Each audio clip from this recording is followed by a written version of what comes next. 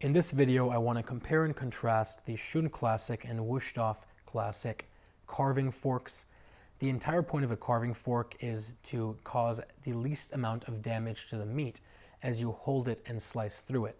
And they do that in two ways. Number one, they have very, very sharp tips, so they go in very easily without ravaging the meat. And the second thing they almost always have is an outward curve to the tips.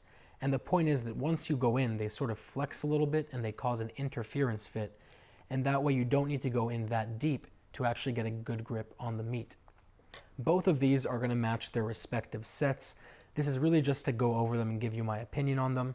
They're both forged, they are both handmade, and they're both made with similar steel to what the rest of the sets use.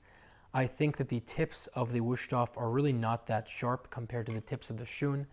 So I really think that this is going to be the better choice in terms of getting in there.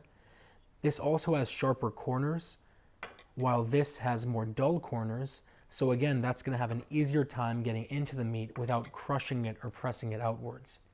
The handle of the Shun is completely flush and it matches perfectly with the rest of the set, as does the handle of the Wusthof, so that's not really a concern there. Sometimes these type of little parts to knife sets end up not looking all that right once they're in the block.